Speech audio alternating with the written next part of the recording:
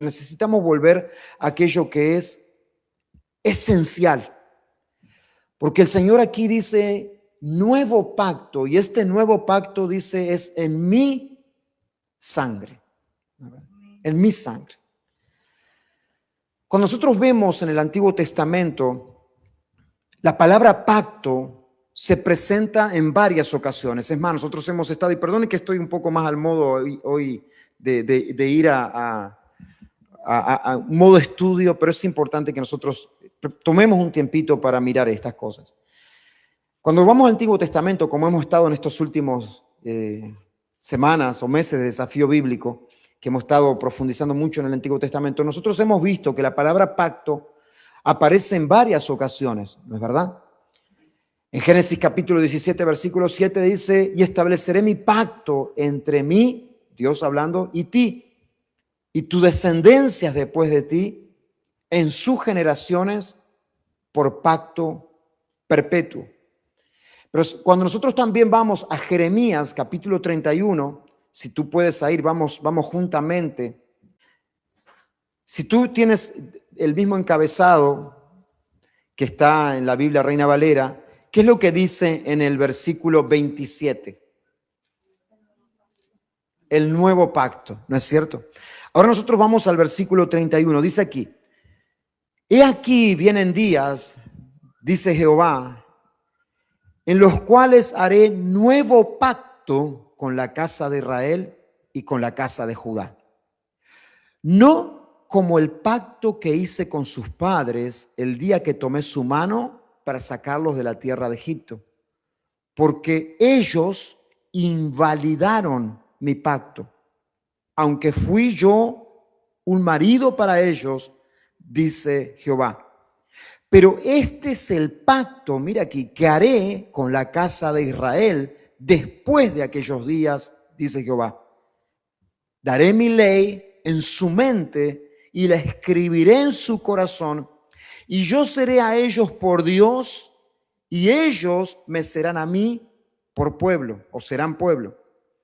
Y no enseñará más ninguno a su prójimo, ni ninguno a su hermano, diciendo, conoce a Jehová. ¿Por qué? Porque todos me conocerán, desde el más pequeño de ellos hasta el más grande, dice Jehová, porque perdonaré la maldad de ellos y no me acordaré de su pecado. He aquí que vienen días en los cuales haré un nuevo pacto. Y como nos dice en Hebreos capítulo 8, versículo 13, si tú quieres lo buscas o si no lo anotas, mira lo que se nos dice aquí con respecto al pacto. Al decir nuevo pacto, dice aquí, al decir nuevo pacto, en este caso refiriendo a lo que Cristo está diciendo en la cena del Señor, he aquí, yo hago un nuevo pacto en mi sangre. Al decir nuevo pacto, dice Hebreos capítulo 8, versículo 13, ha dado por viejo al primero. Entonces nosotros podemos decir aquí, ¿cómo es entonces? Dios se está contradiciendo. Porque si se nos dice, ¿no es verdad?, que el antiguo pacto es perpetuo, estamos hablando acá del pacto hecho con sangre de animales, ¿verdad? El pacto que se había hecho es perpetuo en su función. ¿Cómo es que ahora se hace un nuevo pacto y el viejo pacto, el antiguo, queda como viejo? Es que este pacto, el pacto que habíamos mencionado anteriormente en Génesis, el antiguo pacto, era perpetuo en su función. ¿Hasta qué? Hasta que llegara Cristo. Yo sé que tú aquí vas a decir, pastor, usted me está entreverando bastante, yo no entiendo mucho. Ya vamos a llegar ahí, ¿ok? Ya vamos a llegar a ese lugar. ¿Por qué? Porque todo apunta y se consuma en Jesús, en Cristo. Por eso llega a este punto y llega a este momento y es tan importante. Es Jesús mismo el que está diciendo, Dios mismo el que está diciendo ahora, yo hago un nuevo pacto en mi sangre. Gálatas 3:24, la carta de los Gálatas, si tú quieres puedes ir a leerla ahí o si no la anotas y después la lees, nos dice con respecto al pacto mosaico o al pacto de la ley lo siguiente, Gálatas 3:24. De manera que la ley ha sido nuestro ayo para llevarnos a Cristo. Entonces, mira aquí, no es que la ley fue anulada. Prestemos mucha atención a esto. Sino que fue cumplida. Fue cumplida. ¿En quién? En Cristo. Él mismo dice, yo no vine a abolir la ley. Yo vine a cumplirla.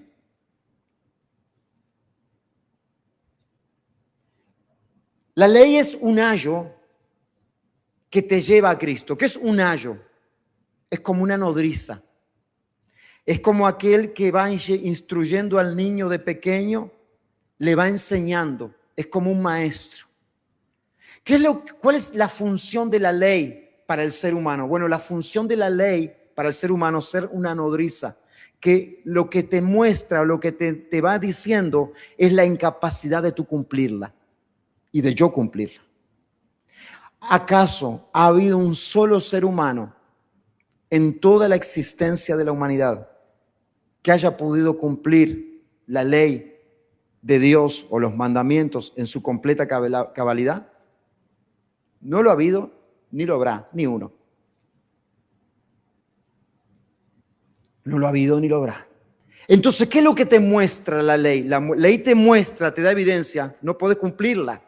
¿Sí o no? No podés. No puedo cumplirla. Es más, hasta que en el mismo momento tú te puedes hasta determinar ahora y decir, ¿sabe qué, pastor? Yo ahora mismo voy a determinar a no pecar hasta que me encuentre con Cristo o hasta que Él venga me voy a determinar a no pecar y tal vez lo haces con toda la honestidad. Ahora te pregunto, ¿lo vas a poder cumplir? No. O sea, la ley te muestra que estás imposibilitado de cumplirla. O sea, es una nodriza. Entonces, ¿cuál es el trabajo de la ley? Decirte, no puedes cumplirla y te conduce a aquel que pudo cumplirla en su cabalidad. ¿Quién fue? Cristo.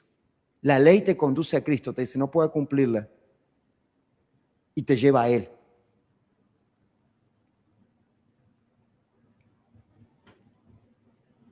Esto entonces nos muestra algo, que Dios no rompe pactos, aquellos pactos que nosotros vemos que se van gestando en el Antiguo Testamento.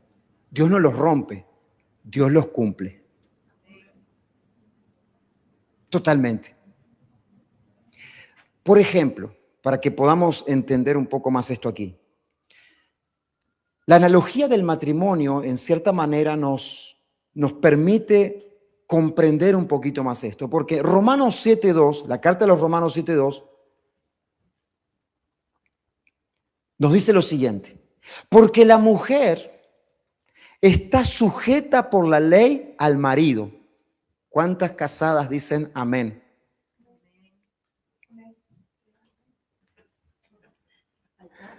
Acá no.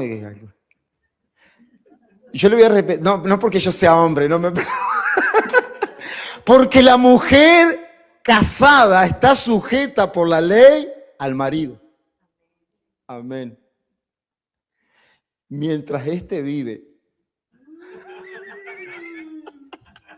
Pero no es que es un pacto. Si el marido muere, ella queda libre de la ley del marido. Pero no es un pacto. Acá nosotros vemos también el hecho en donde se nos muestra de alguna manera este principio, porque se nos dice, así también vosotros, hermanos míos, Romanos capítulo 7, versículo 4, así vosotros también, hermanos míos, habéis muerto a la ley mediante el cuerpo de Cristo para que seáis de otro. ¿De quién? Del Señor. Ya no le perteneces a la ley, tu Señor es Cristo, porque Él fue el que cumplió a total cabalidad la ley. Por lo tanto, nosotros en el momento en el cual somos alcanzados por Cristo, también somos crucificados juntamente con Él.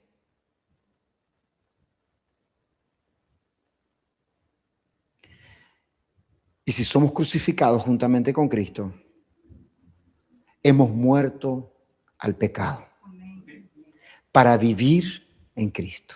O sea, ya no soy esclavo del pecado, sino que Cristo me ha liberado del pecado que me dominaba, que me controlaba.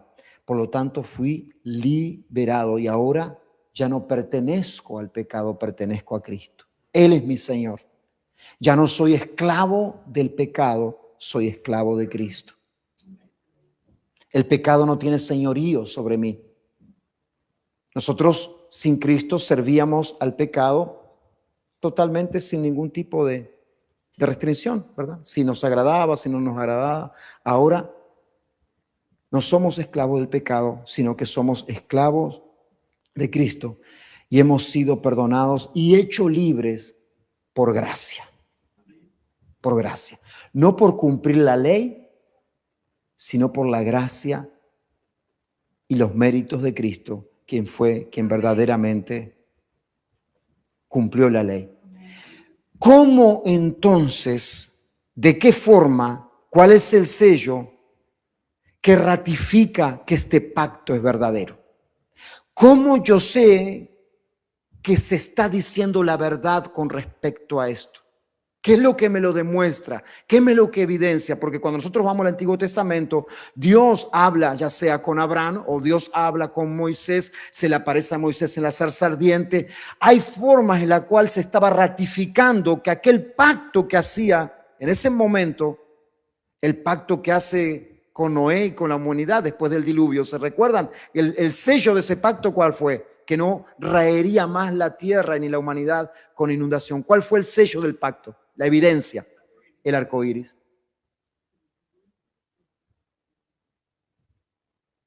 ¿Cuál es el sello de este pacto, el cual hemos hablado nosotros, de que ahora nosotros no estamos esclavos del pecado, ni tampoco esclavos de la ley, sino que somos esclavos de Cristo? Y en Él yo soy perdonado y en Él soy liberado. ¿Cuál es la evidencia? ¿Cuál es el sello de que esto es verdadero, de que este pacto es genuino? La sangre de Jesucristo. Su sangre. Por eso les dice, este pacto, este nuevo pacto, es en mi sangre. Este es el sello de que este pacto es verdadero. La sangre del Hijo de Dios. En muchas logias o muchas, vamos a decir, comunidades o lo que sea, se usaba, o inclusive creo que hasta se usa, cuando alguien hacía un pacto con alguien de hermandad, era un pacto de sangre, no sé, ¿se acuerdan? Se hacían un corte o lo que sea y era un pacto. Esa sangre es la sangre de nuestro Señor. Y esto es lo que el Señor les está diciendo en este momento. Pero que en realidad ellos sabían a lo que estaba haciendo referencia, qué era lo que Jesús estaba queriendo decir en ese momento, porque ellos como judíos sabían qué significaba la sangre y qué simbolismo tenía en un pacto. Miren, Éxodo, vamos al Antiguo Testamento, Éxodo capítulo 24, versículo 8, nosotros vemos el pacto que Dios hace con Israel en el Sinaí. Dice así: entonces Moisés tomó la sangre y roció sobre el pueblo. Tomó la sangre de un animal y la roció sobre el pueblo y dijo: he aquí la sangre del pacto que Jehová ha hecho con vosotros sobre todas estas cosas. Moisés roció con sangre al pueblo. Y nos podemos preguntar, ¿por qué es que Moisés rocía con sangre al pueblo como señal de un nuevo pacto, porque todo pacto, presta atención, todo pacto requiere sacrificio, todo pacto requiere muerte y todo pacto se sella con sangre. Pero esta, la cual Moisés estaba rociando sobre el pueblo, era de animales. Era una sangre externa y era una sangre temporal. Y ahora cuando Jesús está con sus discípulos, en el momento de la Pascua, donde este cordero era sacrificado, o el momento antes, el día antes de este cordero ser sacrificado, Jesús les está diciendo, ¿saben qué? Aquella sangre que fue rociada sobre el pueblo en el monte Sinaí por Moisés, esa sangre apunta a mí. Y ya no era sangre de animales, ya no era sangre de toros, sino que la sangre del Hijo de Dios. Y esta sangre ya no iba a ser rociada por fuera, sino que esta sangre va a ir aplicada en el corazón de toda aquella persona que es alcanzada por Él. La sangre derramada de nuestro Señor Jesucristo, el cual hizo un sacrificio que no necesitaba ser renovado en cada Pascua. No se necesitaba ser hecho en los momentos en donde se necesitaba expiación de pecado. Era un sacrificio cuya sangre era suficiente para cubrir de una vez y para siempre el pecado de toda la humanidad. Por eso es tan importante eso. Lo que estaba sucediendo ahí cambió completamente la historia. Hebreos capítulo 9, versículo 16, 17, nos habla con respecto al nuevo pacto. En este caso se le habla como, viste que está Antiguo Testamento y Nuevo Testamento. ¿Qué es el testamento? ¿A qué se le llama? ¿Cuándo hay un testamento? Una herencia, ¿verdad?